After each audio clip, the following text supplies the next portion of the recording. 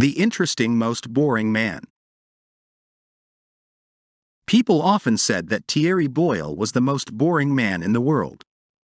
Thierry didn't know why people thought he was so boring.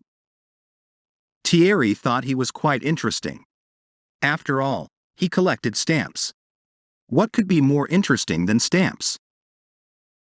It was true that he didn't have any other hobbies or interests, but that didn't matter for Thierry.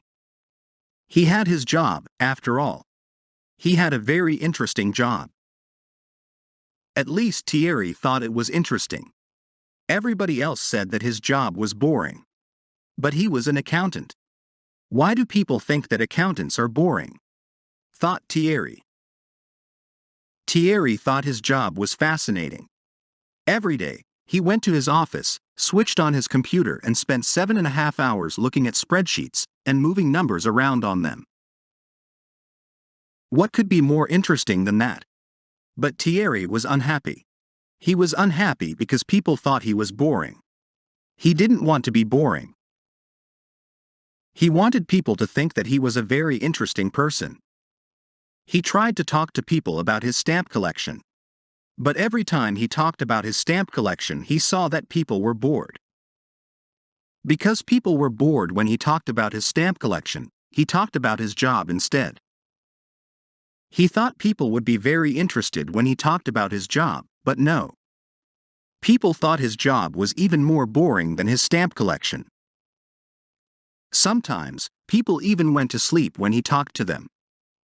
Thierry thought about how to make himself more interesting.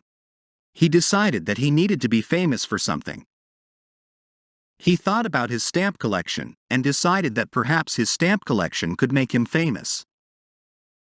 Perhaps he had the biggest stamp collection in the world, or perhaps he had a very valuable stamp. Yes, this was it, he decided. He wrote a letter to a local newspaper and asked them if they wanted to come and write an article about a local man with the biggest stamp collection in the world. The local newspaper wrote a letter back to Thierry telling him that actually the Queen of England had the biggest stamp collection in the world. Thierry was very sad to learn this, but wrote back to the newspaper telling them that he thought he had the most valuable stamp in the world. The newspaper wrote back to him telling him that the most valuable stamp in the world cost $2,240,000, and asking him if he was sure that he had it. Thierry wasn't sure that he had it. In fact, he was sure that he didn't have it. Perhaps his whole collection was very valuable though. Is it worth $10 million?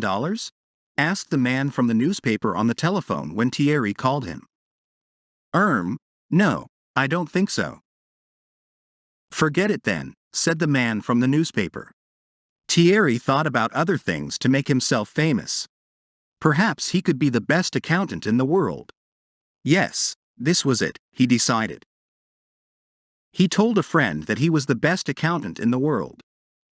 How do you know? Asked his friend. Well, thought Thierry. I have a good job, I like it. It's very interesting. Spreadsheets, numbers, taxes, finance. He saw his friend going to sleep. He thought. Perhaps I'm not the best or the most interesting accountant in the world. Listen, Thierry, said his friend when he woke up again. Perhaps you don't have the biggest or the most valuable stamp collection in the world. Perhaps you aren't the best or the most interesting accountant in the world. But there is one thing, Thierry, you are probably the most boring man in the world. Yes. Of course. This was it. Thierry could be famous because he was the most boring man in the world. Now he saw that his friends were right. He phoned the newspaper again. Hello, he said. Would you like to do an interview with the most boring man in the world? The most boring man in the world, said the man from the newspaper. Now that's interesting. Next week there was a big article in the newspaper. The most boring man in the world. There was a picture of Thierry in his office. There was a picture of Thierry with his stamp collection. There was an interview with Thierry and interviews with his friends. His friends said they went to sleep when Thierry talked about his job or his stamp collection. The next day, the BBC and CNN called Thierry. They wanted stories about the most boring man in the world. The most boring man in the world, they said. That's so interesting. And so, finally, Thierry Boyle became the official most boring man in the world. You won't find his name in the Guinness Book of Records, because they said that it was impossible to decide exactly how boring somebody is, but it was no problem for Thierry. Now he was famous, now he was so boring that he was interesting.